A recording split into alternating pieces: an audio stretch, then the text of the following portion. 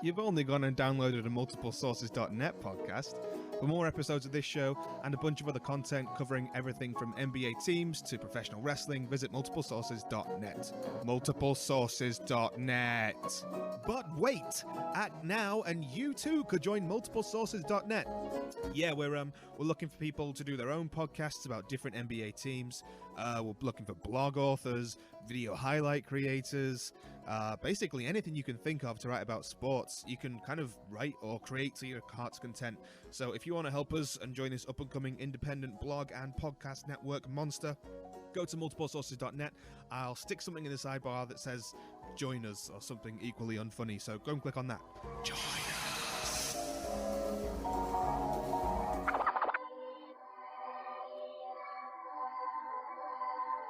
Are you ready? Oh yeah! Hello, and welcome to It's Always Sunny in Phoenix. This is a weekly podcast where three Suns fans discuss the team, as well as general NBA and sports thoughts. I'm Mitch, your host, and joining me as always are Charlie and David. How's it going, guys? Hey, not too bad. How are we doing? Good. Check us out on iTunes. If you like us, subscribe, leave us a review. We always appreciate it. You can also listen to us on multiplesources.net/Phoenix Suns. But let's get right into it. We've got big news. We're going to start here before we do our recaps talking about trade deadline news. And the cancer is gone. Markieff was traded to the Washington Wizards for Chris Humphries, DeJuan Blair, who was waived, and then top 1 through 9 protected first round pick for this year. So what do you guys think about that? Initial thoughts? Excited Markieff is gone, and very happy with the pick that McDonough pulled. I was not expecting a lottery pick out of the deal, but that's what he got. Yeah, I mean, first off, our great leader Markieff is gone, so there's that. But I'm not that heartbroken about losing his leadership abilities. I was not expecting to be able to bring back a lottery pick or a potential lottery pick or close enough to one, so that was nice. It was worth the wait, I guess.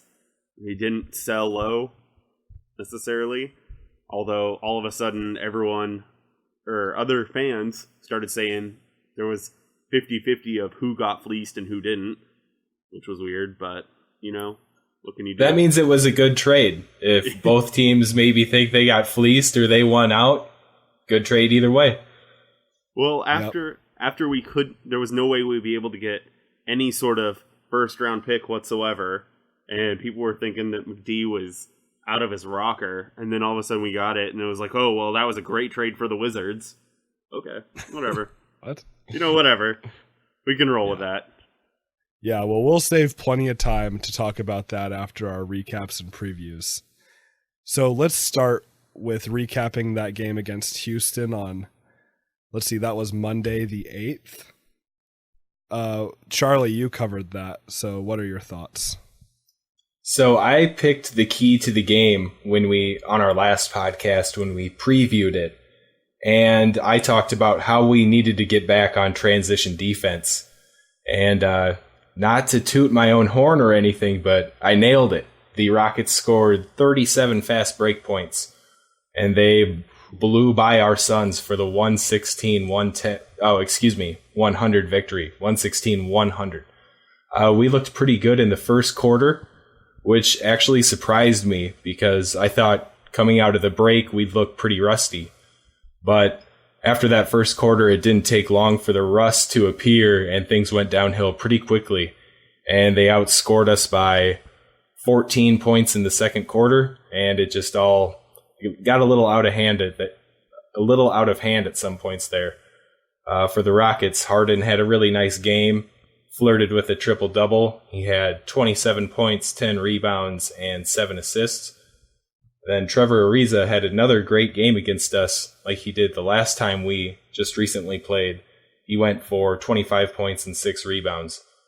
Then for our Suns, Mirza Teletovic led the way with 25 points, which was a season high for him. So it was nice to see him off the bench, get that production out of the power forward spot.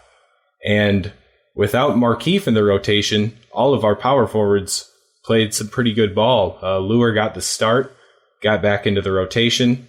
He put up 16 points and 4 rebounds.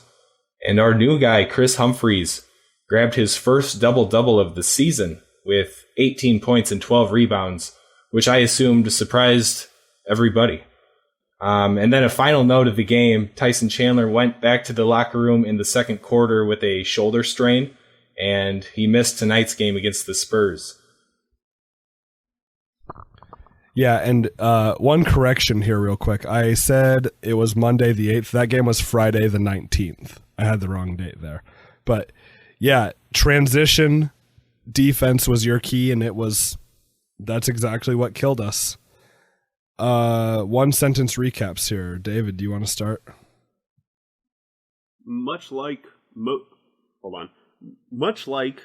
of the NBA fans that don't have Chris Humphreys on their team, he is still a decent NBA player. And I forget completely about that. That's a run-on, but I'm going with it. That's okay. Yeah, I was kind of surprised, actually. When I saw we got him in that trade, I was like, Chris Humphreys, really? But he's looked decent so far.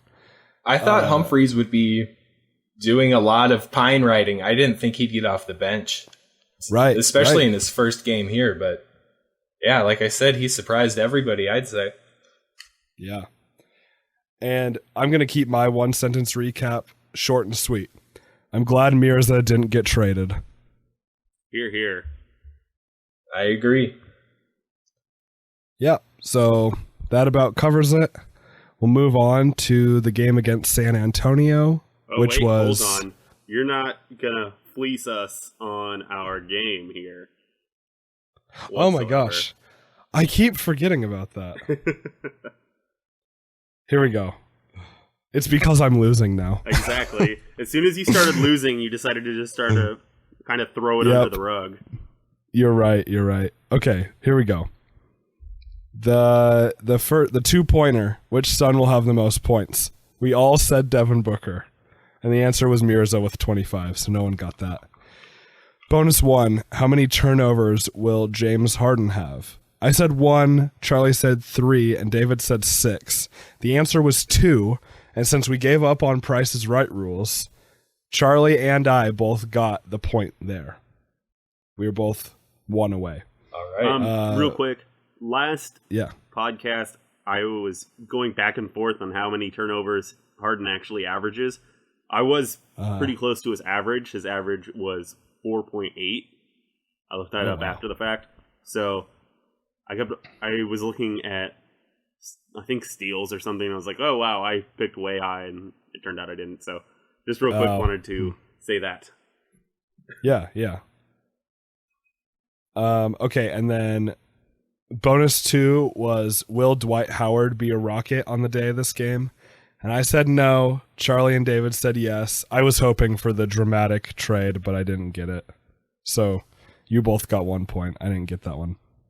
And then bonus 3 was, will Markieff Morris be a Sun on this day? We all said no, and the answer was no. So we all got a point there. The final score after the Rockets game, me with 8, Charlie with 6, and David ties it up with 8.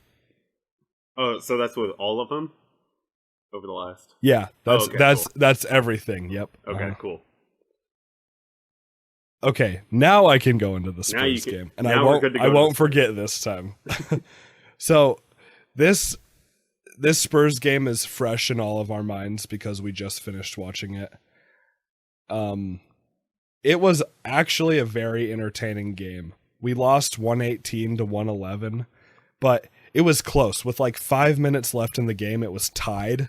So it was a lot of fun. I still don't like losing, but I understand the situation of the season, and if we're gonna lose, I would rather it be in this fashion. Playing tough, staying in the game, and making it entertaining.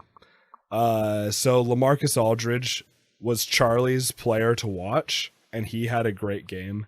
He had 19 points, 10 rebounds, an assist, a block, and a steal. And I still love his jump shot. Tony Parker played really well. I really don't like Tony Parker, but he is good. He drove to the basket really well. He had 22 points, 2 rebounds, 4 assists. And then Patty Mills, who I also don't like. 21 points, 3 rebounds, 5 assists. He was really the difference in the game. The Spurs had some issues. Manu Ginobili was out. Kawhi Leonard was out. So they needed someone to step up, and Patty Mills did that for them. But anyway, enough of the Spurs talk. The Suns really played well. Tyson Chandler was out, as Charlie mentioned. So Alex Len got the start, and he had one of the best games of his career. He had a career-high 23 points, along with 13 rebounds. He shot 5 for 5 from the free throw line, which was a great addition. And he, along with Devin Booker and TJ Warren and the young guys, they're giving me a lot of hope for the future. I think Len is going to be a really great starting center.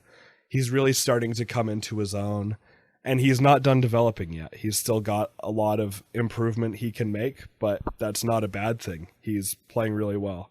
And then John Lewis also had a good game. He had 13 points, which isn't a ton, but it was on 5 for 7 shooting, which is nice. And then added 7 rebounds, 2 assists, a block, and a steal. And it's been a little bit of an issue for him getting consistent minutes. Hopefully those start to even out a little bit and he can do a little bit more damage. But I was happy with his game. But yeah, as we talked about a little bit before, without Markieff, Lure and Mirza and Chris Humphries are starting to be able to make some nice contributions. And that's about all I have. So who wants to start with the 1-sentence recap? I'll take it. Welp, Chris Humphries started for the Suns today. Yep. Yeah, that's actually something good to mention. Our starting lineup was shaken up quite a bit. So Chandler was out, so Len got the start. Ronnie Price started instead of Archie, and it looked like Price was back healthy again. That's good to see. I mean, I think I would rather have Archie start at this point, but it's okay. And then we had PJ and Devin Booker starting like usual. And then, yeah, Chris Humphries also starting was a little odd, but I'm okay with mixing it up a little bit with with the state we're currently in. Nothing to lose. Exactly. Okay, and David? My 1-sentence recap is, it shouldn't be that surprising that every time Chandler sits out Len and Lure, the 2 L's have pretty good games. Yeah. Yeah, they get their opportunities without him. And I'm pretty sure every single time Len has started, and he's played the majority of the game because there hasn't really been staggered minutes or anything, he's ended up pulling down a double-double. Not every time, but just it seems almost like it. It seems like it, so when he gets those consistent minutes. Yeah. Yep. And, you know, he's such an interesting situation. They talked about a little bit during the game that he worked with Tim Duncan right out of college. And that's becoming more apparent. You know, his post moves are getting better, but his mid-range shooting is getting a lot better. That's really nice to see. And another thing I noticed, he didn't put the ball on the floor when he shouldn't as much tonight.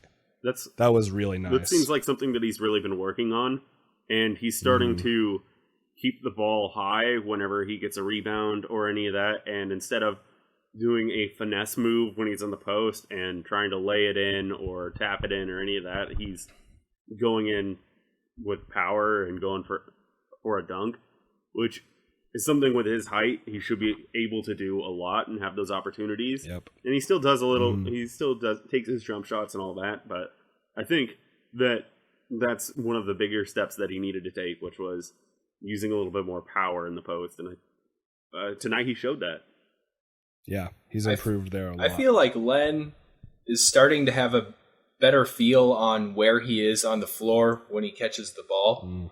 It seems like he's more willing to make that one move and kind of dedicate to that move when he knows he's going to make it. And he hasn't been winding up too far from the hoop or right underneath the hoop. And a good example of that tonight, he went under the rim to finish on a dunk. He took up a lot of room with 2 steps under the paint and then finished on the other side of the rim. That was a great play, and I think that shows great things to come. Yeah, that's all really good to note. Good eye. If he can be consistent with that, the only thing that really is holding him back is being healthy. So, yep. But with our training staff, he's in the right place. Let's see here. Results of the challenge. This is where things really get crazy.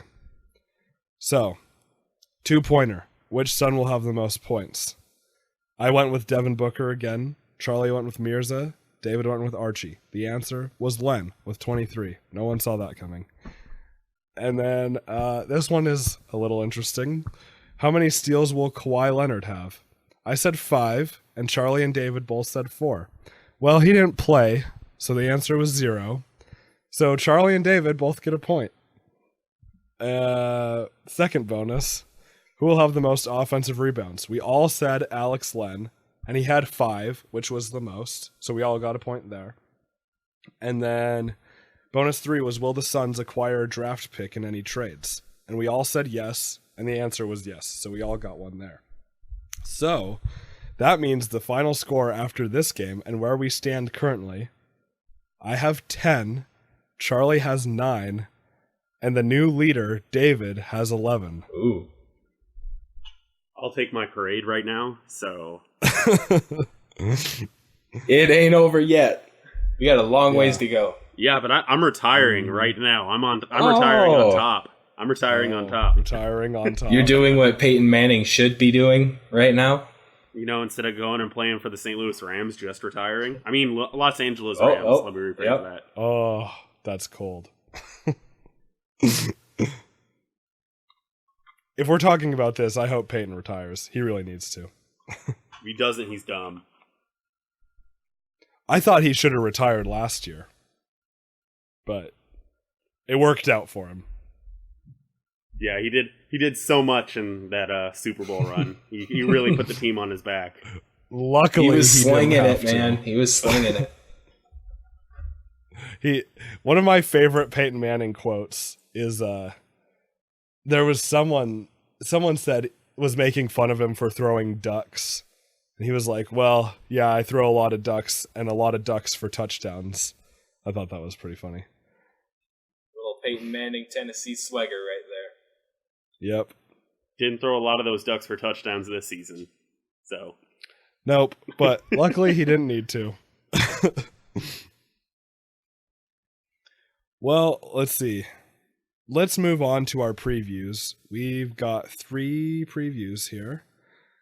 So we'll start with the Clippers game, which is tomorrow, Monday, February 22nd, the second game of a back-to-back. Or today, when this is posted. Oh, right, today. Yeah, when this is posted. Good call. We're in the future. Yeah.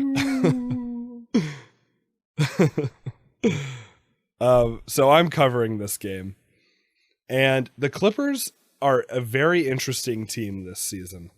We all have heard about the issues with Blake Griffin. So he won't really be involved since he's still out with the injury. DeAndre Jordan is really a great player, and the Clippers are playing better without Blake Griffin for whatever reason. DeAndre, I think we could really have a tough time with him. They just got Jeff Green, too, in a trade. So that's pretty interesting. He wasn't a guy that I really expected to go to the Clippers, but he's a good player. It'll be a nice addition for them. They're one of those teams that for the past few years, they've kind of been in win now mode, thinking, they're a top 2 or 3 team in the West the past few years, really having a shot to make it to the finals. But it's really tough for them this year because you have Golden State and San Antonio, who are ridiculously good. So it's really tough for the Clippers to be in this situation, and they really need to win as many games as they possibly can. So they're going to come out and they're going to play hard. They're going to have a chip on their shoulder because that's just how they have had to be this season. And it could be a game that goes either way. We've seen the Suns play really well against San Antonio tonight, and we've seen them play really bad against bad teams too. So it's kind of up for grabs, and we'll see what the Suns do when they come out. Let's see. Charlie, you've got the key to this game. What do you think? You touched on it, actually, but my key to the game is for the Suns to hold their own in the paint on the defensive end. DeAndre Jordan is just a beast down low, and we need to make sure to have good position on him to take away some of those alley-oops and to keep him off the glass. He creates so many second chance opportunities for them, and that will be tough for us to limit those, especially if Chandler isn't back by then. Yep, that is definitely going to be something to watch. And then David, who's your player to watch? So I kind of half thought of saying Jeff Green, even though it's more of just from a standpoint of he's more of a guy that can play the 4, and I think that or small ball 4, whatever. That means that they are I think they're going to take their time with bringing Blake back. I could have said that, but I'm going to go with JJ Redick. The matchup is going to be pretty tough, especially since if Chris Paul is out, you can put Ronnie Price. If Ronnie Price starts, you can put him on JJ.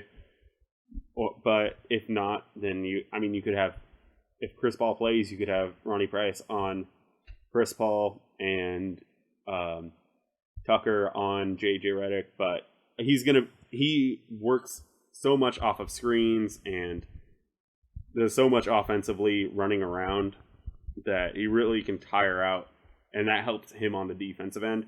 So I think he's easily a player to watch. Okay. There we go. And the challenge here. 2-pointer. Which Sun will have the most points? Like I said, I'm going Devin Booker until I get it right. I'm not changing that. I'm with you there for this one. Okay. Yeah, I'm just going to go Devin Booker. I have no idea who I think it will be. And if for whatever reason it is, I don't want to be losing points. So. Okay. Strategy. Yeah, there you go. That's what you can do when you have the lead. Bonus 1. Who will score the first points of the game? I am going to say DeAndre Jordan. That's what I have written down too. See, I'm going JJ Redick after I just went on my spiel. I there you go. Thought of the spiel after the fact. So to outdo you, DeAndre Jordan is going to rebound a missed JJ Redick 3 and then put it back in. Actually, no, he's going to get fouled, miss the first, make the second. Wow. Bold. You're giving him one free throw? That's bold. Pretty ballsy. Okay. Bonus 2. How many rebounds will Chris Humphries have? This question, when I wrote it a while back, I didn't realize that Humphries would be starting. So I don't know if he'll start this game or not, but I'm going to have to raise my number a little bit from what I originally thought. I'm going to go with 7. I'll go 8. 8? Okay. So tonight, or last night, or whatever, I don't care, Against the Spurs, he only had 3 rebounds. So I think that the 12 rebound, I think that's an easy, just, not to look too much into it. This season, he is averaging about, I had it up and then I didn't have it up. He's averaging about, never mind, I had the wrong one up. So never mind on that in general. I don't know how much he's averaging. I'm going to go with 5, not 4, 5. 5. Okay. Got it. And then I'm trying to make at least one of these questions harder. So this one is, what percentage will the Clippers shoot from 3? I'm going to give them a good percentage because they have JJ Redick. And I'm going to say 42%. 38. 38, okay. They are averaging, it looks, about 36. So I'll go 38 as well. 38, okay. Okay, and that's it for the challenge there. So we'll move on to previewing the game versus Brooklyn. Oh, one more note really quick on the Clippers game. It is our only away game this month. And it's hardly an away game since it's in LA, but still only away game. Anyway, we come back to Phoenix to play Brooklyn on Thursday the 25th. And David, you have that, so what do you think? So our one game against Brooklyn this season was, we still had Bledsoe. It was a little rough. Brandon Knight had some key turnovers down the stretch. There was some bad shot selection. At that time, we did not have the same record as Brooklyn. We currently do, I think, or they have a win on us, something like that. They have been playing. They haven't necessarily been playing. Okay, they've been playing bad, but they're not really bad. They've had a lot of tough, close games. So it's going to be interesting to see. We are not nearly as good as the last time we played them. And Thad Young and Brook Lopez have single-handedly been winning Brooklyn games. So it's going to be an interesting thing to watch. And it's going to be a down-low battle, probably. Yeah. Okay. Well, hopefully we can win it. Hopefully Len keeps playing well. I've got the key to the game, and even though it's going to be a down-low battle probably, I'm going to say the key is going to be the opposite. We're going to need to have good production from our three-point shooting, and that especially includes Mirza Teletovic. And it's interesting because he's going back to Brooklyn, it's in Phoenix, but he's playing his old team in the Nets. So, yeah, three-point shooting, I'm going to say, is the key. And Charlie, who's your player to watch? I think you have to go with Brook Lopez here. And again, especially if Chandler isn't healthy enough to be playing by then. And speaking of that, this stretch here could be potentially really rough for us, having to go up against Tim Duncan, DeAndre Jordan, Brook Lopez, and then Marc Gasol when we play the Grizzlies. That's a murderer's row of big dudes right there. So that'll be tough. We won't be going up against Marc Gasol. So he is out for, I think, the rest of the season with that broken foot. With a broken foot, so we will not be going up against Marc Gasol at the center position for the Grizzlies. Okay, well, we'll just switch Zebo in there because he's a beast too, even though he's not necessarily a center. But yeah, we'll say Zebo. But then back to Brook Lopez, the Nets don't really have anything better to do than to feed him down in the post, and he's great with his back to the basket, so that's who I'm watching for. Okay. Yeah, even without facing Marc Gasol too, that is a tough slate of guys to face down low. Okay, the challenge. Which son will have the most points? Again, Devin Booker till I get it right. I'm going Mirza against his old team. That's a great call. I want to go with that, but I've made this promise Gotta hold to it. to go with Devin Booker until I get it right. So I like Mirza.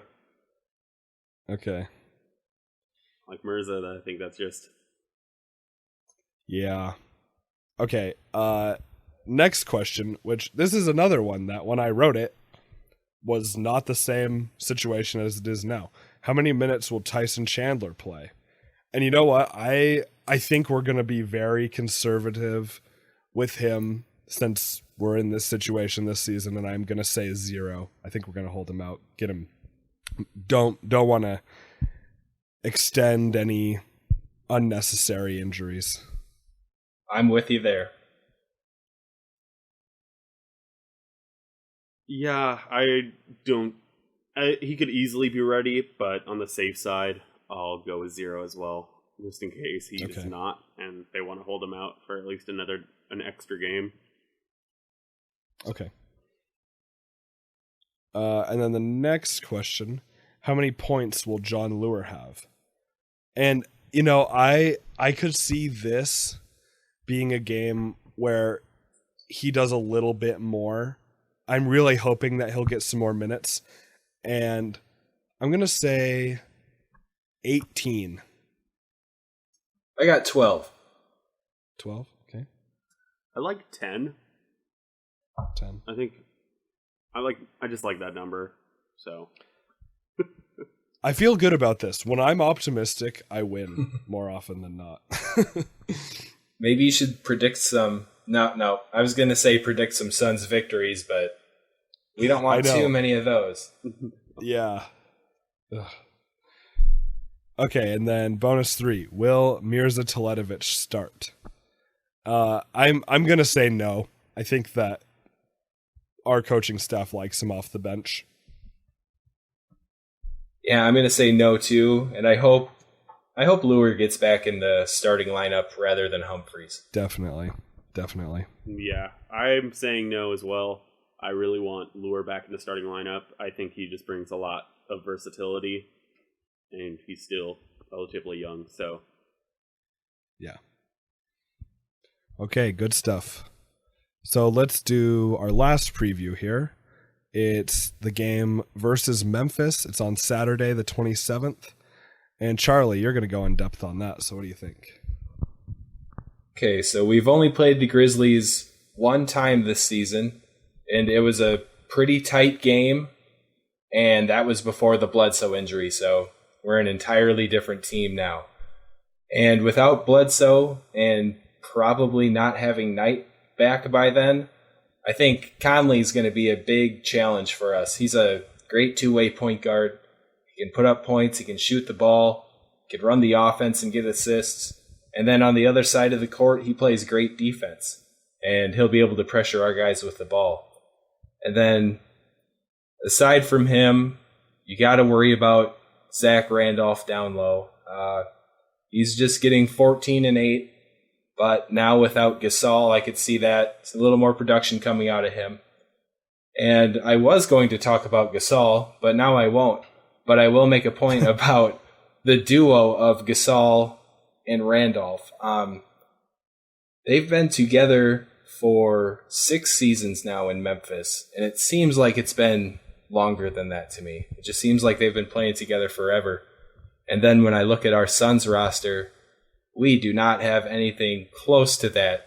Like PJ Tucker said, he's the last of the Mohicans. He's the longest tenured Sun on the team. And Yep. I guess that just gives me a little hope when I look at Booker and Warren and Len and even Goodwin. I just really hope we can keep our guys together, kind of like we see other teams around the league do. Definitely. David, what's your key to the game? the key to the game is going to be the game is going to be decided in the paint. No matter what, there's going to be rebounding. It's going to be the scoring. It's going to be the defense in the paint. It's going to be all of that. Even with Mark out and us not playing up against him, Zebo's still he's pretty good in the post. He's really good on the block. I think that if we can out rebound, if we can score more in the paint, I think that we have a good shot of winning. And I think that if we let them do what they want in the paint and try to beat them on the outside, I think that we're in for trouble. Yeah, definitely. And that goes right into my player to watch. I'm going to say Zach Randolph. He's a skilled big man. He's huge. He's great on the boards. He's tough. He's powerful. We'll see how we match up with him. So the challenge, the 2-pointer, which son will have the most points? Again, I have to say Devin Booker. Got to stick with it. I'm going Mirza again. I don't think I want to be bold. Nope. Be bold. Do it. My first thought is to be hopeful that Alex Len is still starting and still getting minutes, and I think that he can have a good matchup against the Grizzlies right now. But I think I'm going to go with Devin. Okay. I like him in this game. It could be.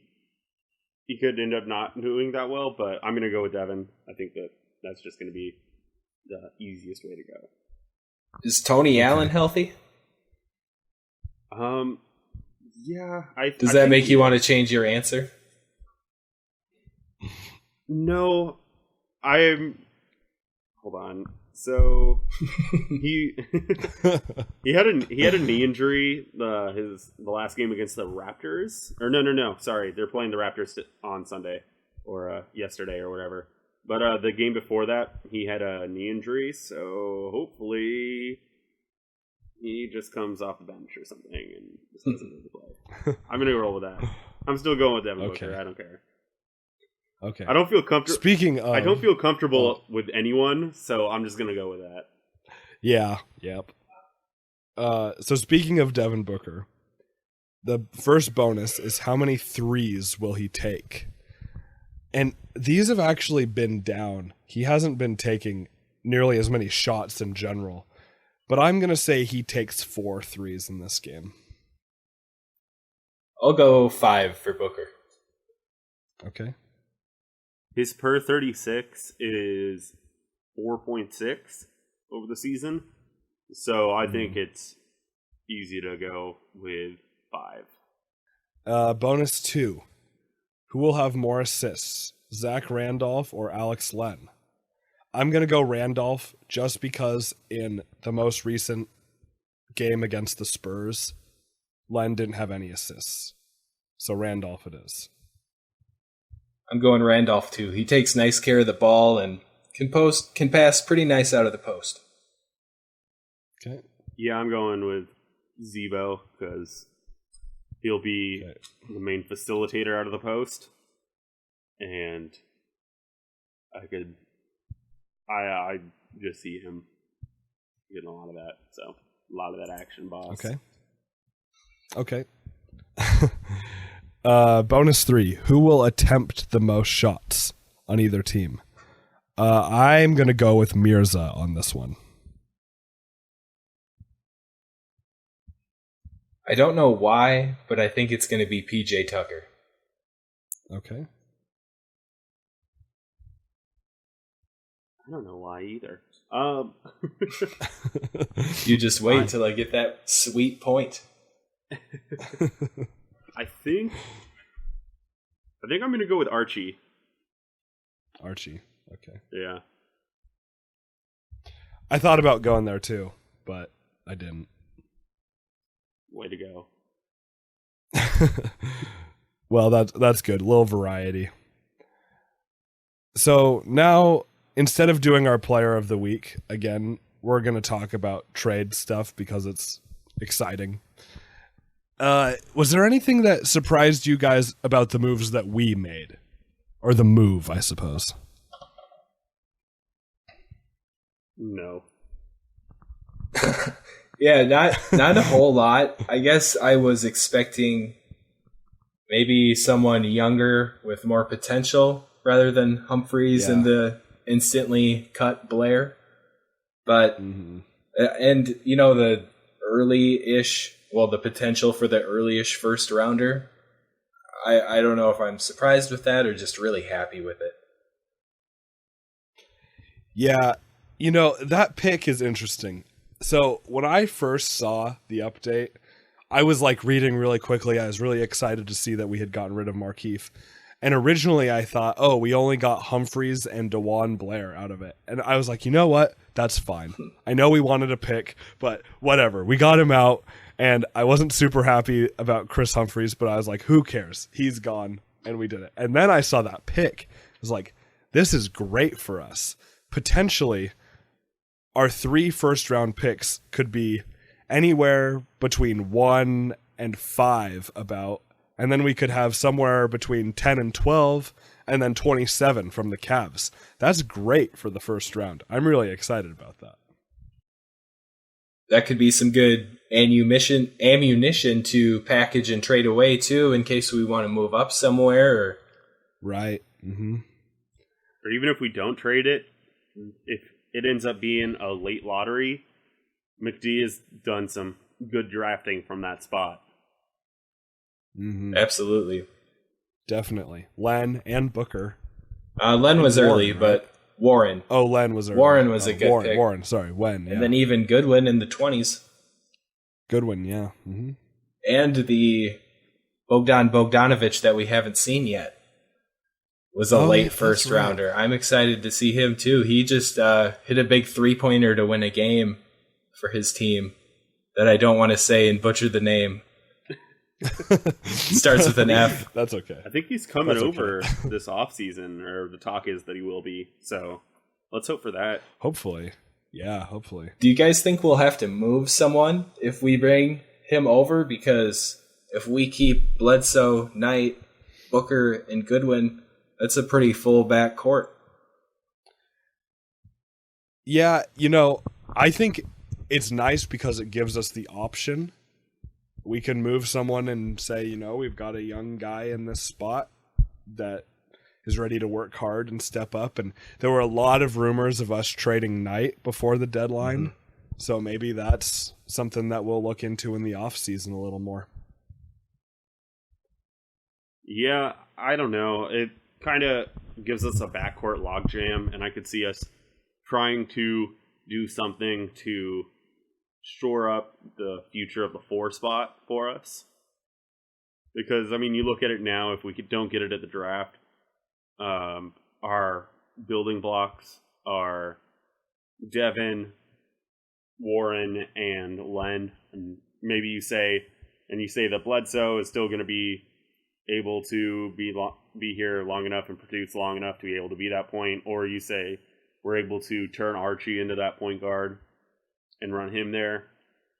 So either of those guys. And then really the only spot that you're not quite sure about is that 4 spot. It could be a John Lore, who knows. Mirza's not a starter. He's the best off the bench. So we could see that packaging one of those guys and trying to bring in someone at the 4 position and shore up our future lineup. Yeah. The other interesting thing that I've heard suggested is possibly if the lottery doesn't go too well for us and we end up getting like maybe the 5 pick or something, trading 3 picks to get like the number 1 pick, or 3 picks in a player to get up to number 1 and get Simmons.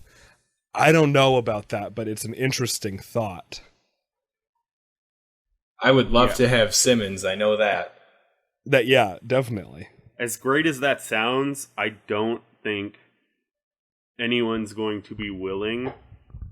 Whoever gets that number 1 pick, I don't know if they're going to be willing to trade that. There's been so much hype around Simmons. If maybe I could almost see maybe you try and do something with like a Philly or something that has all those big men anyways, and package those picks and try to bring in one of those guys, whoever it be. But that doesn't really make too much sense. They don't really have any of those guys. Don't really do the 4, play the 4 very well. So don't really know.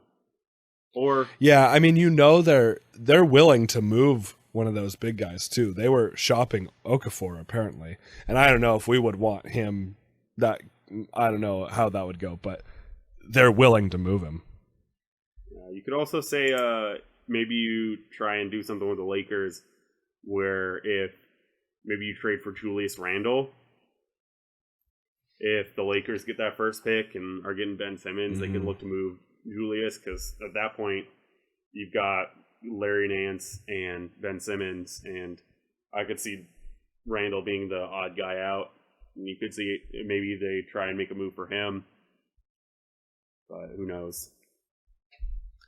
Yeah, I know we want Randle. We apparently, what I heard was we were trying really hard before the deadline to get D'Angelo Russell and Julius Randle from the Lakers. I don't know what we were going to have to give up to do that, but apparently that was something that we were trying for.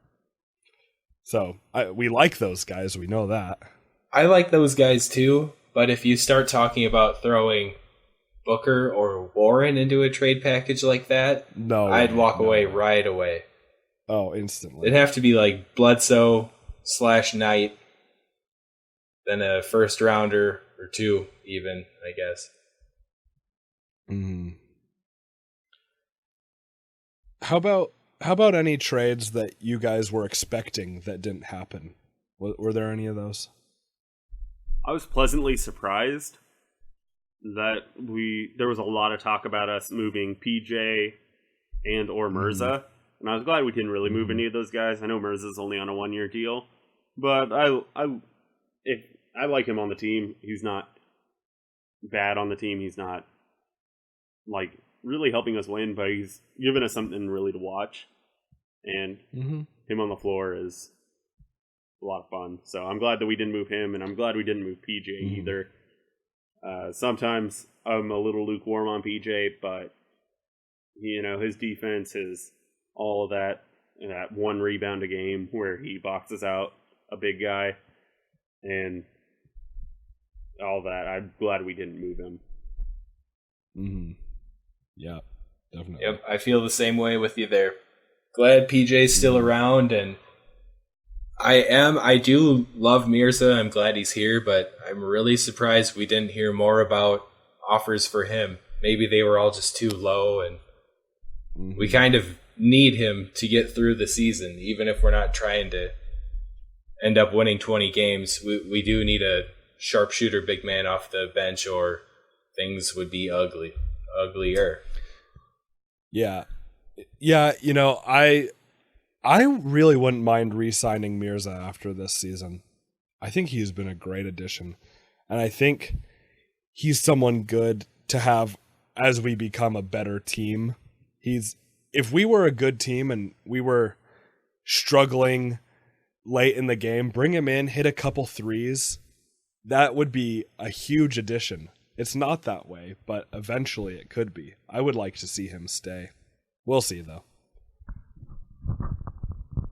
Oh, and one note to make about the trade. I know the Wizards are working in Markieff into their system, and it's a progress. It's not going to all happen at once. But I love this stat line from Markieff's first 2 games as a Wizard. He actually did get quite a few minutes, so 43 minutes, 4 for 15 from the floor for 26.6%, 0 for 3 from downtown, which totals to 11 points, 6 rebounds, 1 assist, 1 block, 2 steals, 8 fouls, and 3 turnovers. So those 2 games made me I watched him both, and I enjoyed watching him struggle on the Wizards. And I probably will for the rest of the season. Yep. But we got robbed. Yeah. Look how sad we all are. Everybody's so disappointed. I'll take Chris Humphries, even if, tonight where he had 7 points, I think, and 3 rebounds. I'll take that over. I'll take that over Markieff right now. And this season, this is the season of all seasons to have the Kardashian curse. Ooh. Tanking, One note, the Wizards come to Phoenix on April 1st. I think they come, or we play them. I'm not sure where it They is. come here. But So they come here April 1st. we can send Markieff off like we've all been wanting to. We can finally say goodbye. So does that mean that everyone needs to have signs to be like, "We miss you, Markieff," because it's April Fool's Day? April Fool's Day, yeah. Okay, here's what happens when they introduce Markieff. We all clap and cheer for just like 10 to 15 seconds. And then everybody in Talking Stick just needs to start booing as loud as possible for as long as possible.